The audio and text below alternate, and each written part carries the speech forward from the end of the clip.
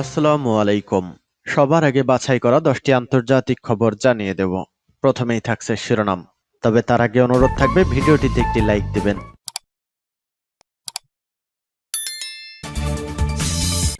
জানিয়ে দিব এই মুহূর্তে পাওয়া সর্বশেষ গুরুত্বপূর্ণ আপডেট আন্তর্জাতিক সংবাদ। যুদ্ধের ক্লান্তি জেঁকে বসেছে পশ্চিমে, ইউক্রেনকে সহযোগিতার উদ্যমে ভাটা। এরপর জানিয়ে দিব ইউক্রেন এখন আরো পূর্বে বলছে রাশিয়া। এদিকে নতুন ভাঙনের অপেক্ষায় পাকিস্তান। জানিয়ে দিব ঘোষণা দিয়েও নাইজার ছাড়ছেন না ফরাসির রাষ্ট্রদূত। এদিকে ভারত কানাডা দ্বৈরথের পর আবারও খবরে এয়ার ইন্ডিয়া ফ্লাইটে বোমা হামলা, কি হয়েছিল সেদিন। সর্বশেষ জানিয়ে দিব ভারতে খলিস্তান পন্থীদের ধরতে সাঁড়াশি তল্লাশি। শুনছিলেন সংবাদ শিরোনাম, এখন বিস্তারিত। তবে তার আগে অনুরোধ থাকবে ভিডিওটিতে একটি লাইক এবং কমেন্টস করে জানিয়ে দিন এই ভিডিও সম্পর্কে আপনার মূল্যবান মতামত। আর হ্যাঁ বন্ধুরা, অবশ্যই এই ভিডিওটি আপনার ফেসবুকে শেয়ার করে ছড়িয়ে দিন।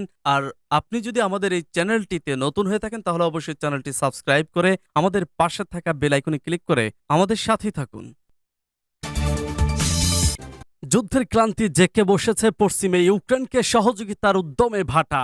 ইউক্রেনের রাশিয়ার সর্বাত্মক আগ্রাসন শুরু হবার পর প্রায় 600 দিন পেরিয়ে গেছে। এই যুদ্ধকার কত সহনশীলতা সেই পরীক্ষায় ফেলেছে। একই সঙ্গে ইউক্রেনকে সমর্থন যোগানো পশ্চিমাদেরও পরীক্ষায় ফেলেছে এই যুদ্ধ। বিষয়টি আরো বেশি স্পষ্ট হয়েছে ভলোদিমির জেলেনস্কির সাম্প্রতিক যুক্তরাষ্ট্র ও কানাডা সফরে মিশ্র প্রতিক্রিয়া দেখা গেছে। এছাড়া ইউক্রেনকে দেওয়া সমর্থনের ব্যাপারে ইউরোপে উত্তেজনা আবারও মাথাচাড়া দিয়ে উঠেছে।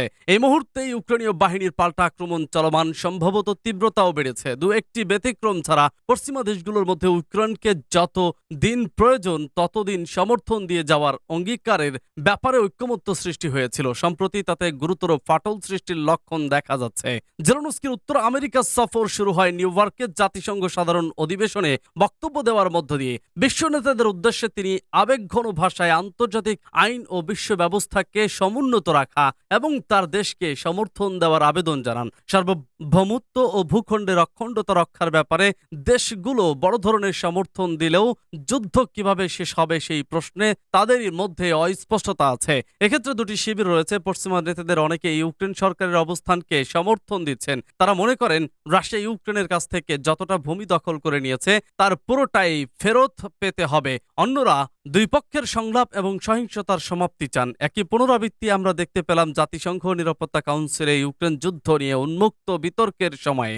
জেলেনস্কি ও রাশিয়ার পররাষ্ট্রমন্ত্রী সের্গেই লাভরভের মধ্যে যে তুমুল বিতর্ক হবে সেটা অনুমেয় ছিল। ইউক্রেন এখন আরো পূর্বে বলছে রাশিয়া। ইউক্রেনকে দেওয়া যুক্তরাষ্ট্রের আব্রামস ট্যাঙ্কগুলো ধ্বংসের হুমকি দিয়েছে রাশিয়া। একই সঙ্গে এসব ট্যাঙ্ক রুশ হামলার ফল পাল্টাতে পারবে না দাবি করে কিয়েভ এখন আরো বেশি পড়বে বলেও হুঁশিয়ার দিয়েছে দেশটি। ইউক্রেনের বহুল প্রত্যাশিত মার্কিন ট্যাঙ্ক দেশটিতে পৌঁছার পরদিন মঙ্গলবার ক্রেমলিন এ হুঁশিয়ারি দেয়। খবর আল জাজিরা ও টাইমসের। রাশিয়ার শক্তিশালী প্রতিরক্ষা লাইন ভেঙে দিতে মার্কিন যুদ্ধ ট্যাঙ্ক গুরুত্বপূর্ণ ভূমিকা রাখবে বলে মনে করছে ইউক্রেন। ক্রেমলিনের মুখপাত্র দিমিত্রি পেসকভ ব্রিফিংয়ে সাংবাদিকদের বলেন, কোনো কিছুই কোনোভাবে বিশেষ সামরিক অভিযানের লক্ষ্য ও ফল পরিবর্তন করতে পারবে না। এমন কোনো প্রতিষেধক নেই এবং কোনো একক অস্ত্র নেই যা যুদ্ধক্ষেত্রে ক্ষমতার ভারসাম্য পরিবর্তন করতে পারে। পশ্চিমা অস্ত্র আব্রামসও পড়বে। এদিকে ইউক্রেনে একের পর এক পশ্চিমা অস্ত্র সরবরাহের নিন্দা করেছে রাশিয়া। মস্কোর দাবি যুক্তরাষ্ট্র ও পশ্চিমা দেশগুলো সংঘাত দীর্ঘায়িত করছে। রাশিয়ার ব্ল্যাক সি ফ্লিট কমান্ডার এম ভিক্টর সকলোভ সহ 34 কর্মকর্তা নিহত হয়েছেন বলে দাবির একদিন পরই সকলোভ এক সভায় যোগ দিয়েছেন। রাশিয়ান প্রতিরক্ষা মন্ত্রণালয় প্রকাশিত ভিডিও এবং ছবি মঙ্গলবার রাষ্ট্রীয় টেলিভিশনে প্রচার করা হয়। সেখানে সকলোভকে প্রতিরক্ষা মন্ত্রী সের্গেই শোইগু, অন্য শীর্ষ অ্যাডমিরাল এবং সেনাপ্রধানদের সঙ্গে ভিডিও কনফারেন্সে অংশ নিতে দেখা গেছে। অবশ্য গত সপ্তাহে সেভাস্তোপোলের ক্রিমিয়ান বন্দরে বহরের সদর দপ্তরে ইউক্রেনের ক্ষেপণাস্ত্র হামলায় তারা নিহত হন দাবি করে কিয়েভ। এদিকে এখনও রাশিয়ান যুদ্ধজাহাজগুলো থেকে ইউক্রেনে হামলা চালানো হচ্ছে। এ বিষয়ে ইউক্রেনীয় নৌবাহিনীর এক মুখপাত্র সোমবার জাতীয় টেলিভিশনে বলেন, রাশিয়া কৃষ্ণ সাগর থেকে হামলা চালাচ্ছে তা এখন মাথা ছাড়াই ছুটে চলা একটি মুরগির মতো। রুশ কর্তৃপক্ষ গত সোমবার দাবি করে বিমান প্রতিরক্ষা ব্যবস্থা রাশিয়া অধিভুক্ত ক্রিমিয়ান উপদ্বীপের সেভাস্তোপোলে আরেকটি ইউক্রেনের ক্ষেপণাস্ত্র হামলা প্রতিহত করেছে। নতুন ভাঙনের অপেক্ষায় পাকিস্তান। পাকিস্তানের একদা প্রধানমন্ত্রী ইমরান খান যে অত্যন্ত পিতৃতান্ত্রিক তাতে বিন্দুমাত্র সন্দেহ নেই। তিনি একাধিকবার বিবাহ বন্ধনে আবদ্ধ হয়েছেন, কিন্তু তার একাধিক স্ত্রী তাকে ত্যাগ করে চলেও গেছেন। তার গৌরবের অংশীদারির অতি উজ্জ্বল ও ভারী বোঝাটি বহন করে চলাটা তাদের পক্ষে সম্ভব হয়নি। ক্রিকেটে বিশ্বকাপ প্রতিযোগিতায় বিজয়ী হয়ে পাকিস্তান যে একবার মহাচাঞ্চল্যের সৃষ্টি করেছিল সেটা ঘটেছিল ইমরান খানেরই নেতৃত্বে। ক্রিকেট টিমে তিনি পিতার মতোই ছিলেন। পরে তিনি নতুন রাজনৈতিক দল গঠন করেছেন, সেখানেও ব্যবস্থাটা পুরোপুরি পিতৃতান্ত্রিক। তার কথাতেই সবকিছু চলে, রাষ্ট্রও তার কথা মতো চলবে। প্রধানমন্ত্রী হয়ে এমনটাই ছিল তার প্রত্যাশা। কিন্তু বিপদ ঘটিয়েছে তার তুলনাতেই যারা সুগঠিত, সশস্ত্র এবং সে কারণে ক্ষমতাবান সেই সেনাবাহিনীর সমর্থন পেয়েই তিনি প্রধানমন্ত্রী হয়েছিলেন। তা না হলে কশ্চিনকালেও হতে পারতেন না। কিন্তু সেনাবাহিনীর কর্তারা মনে করেছেন ক্ষমতা হাতে পেয়ে খান সাহেব বাড়াবাড়ি করেছেন, তাদের তেমন একটা পাত্তা দিচ্ছেন না।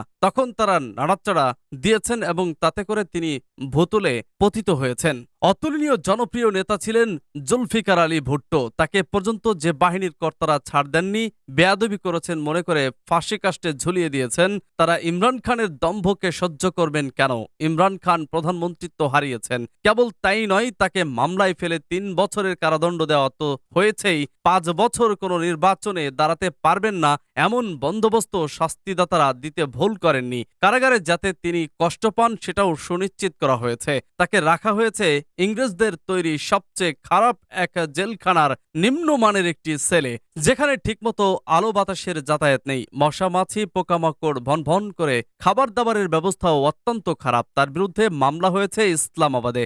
রায় বেরোনোর সঙ্গে সঙ্গে তড়িৎ গতিতে তাকে গ্রেপ্তার করা হয়েছে লাহোরের তার বাড়ি থেকে। আর কি আশ্চর্য, এমনকি পাকিস্তানের ক্রিকেটের ইতিহাস থেকেও তার নাম মুছে ফেলার আয়োজন করে। 14 আগস্ট পাকিস্তানের জন্মদিবস। ওই দিবস পালন উপলক্ষে পাকিস্তানের ক্রিকেট বোর্ড যে ভিডিওটি প্রকাশ করেছে তাতে নাকি তার নামের উল্লেখ পর্যন্ত নেই। ইমরান খানের পরে পাকিস্তানের যিনি প্রধানমন্ত্রী হয়েছিলেন শাহবাজ শরীফ, তিনি যে বলেছেন সামরিক বাহিনীর সমর্থন ছাড়া সরকার চালাতে পারি না, সেটা এমনি এমনি বলেননি, অভিজ্ঞতা থেকেই জেনে বুঝে বলেছেন। ঘোষণা দিয়েও নাইজার ছাড়ছেন না ফরাসির রাষ্ট্রদূত। 2 মাস ধরেই ফ্রান্সের সঙ্গে টানাপোড়েন চলতি পশ্চিম আফ্রিকার দেশ নাইজারের। এমন পরিস্থিতিতে গত রোববার হঠাৎ নাইজার থেকে ফরাসি রাষ্ট্রদূত সিলভাইন ইত্তে ও সেনাদের সরিয়ে নেওয়ার ঘোষণা দেন ফ্রান্সের প্রেসিডেন্ট ইমানুয়েল ম্যাক্রো।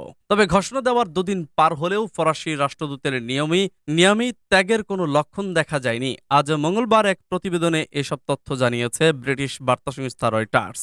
গত জুলাই মাসের সেনা অভ্যুত্থানের পর থেকে নাইজারের নতুন জান্তা সরকারের সঙ্গে ফ্রান্সের সম্পর্ক তলানিতে ঠেকেছে। এছাড়া দেশটির জনগণের মধ্যেও ফ্রান্স বিরোধী মনোভাব বেড়ে চলেছে। নাইজার থেকে ফরাসি সেনা প্রত্যাহারে রাজধানী নিয়ামির ফরাসি সেনা ঘাঁটির সামনে পর্যন্ত বিক্ষোভ করেছেন তারা। জনগণের ফ্রান্স বিরোধী এই মনোভাবের সুযোগে অভ্যুত্থানের পরপরই ফরাসি রাষ্ট্রদূত ও সেনাদের নাইজার ছাড়ার নির্দেশ দেয় জান্তা সরকার। ভারত কানাডা দ্বৈরথের পর আবারও খবরে এয়ার ইন্ডিয়ার ফ্লাইটে বোমা হামলা। কি হয়েছিল সেদিন? 1985 সালে 23 জুন এয়ার ইন্ডিয়ার বিমানটি কানাডা থেকে লন্ডন হয়ে ভারতের উদ্দেশ্যে যাত্রা করেছিল। পথে আইরিশ উপকূলে এটি আকাশে বিস্ফোরিত হয়। ওই ঘটনার বিমানে থাকা 329 জনের সবাই নিহত হন।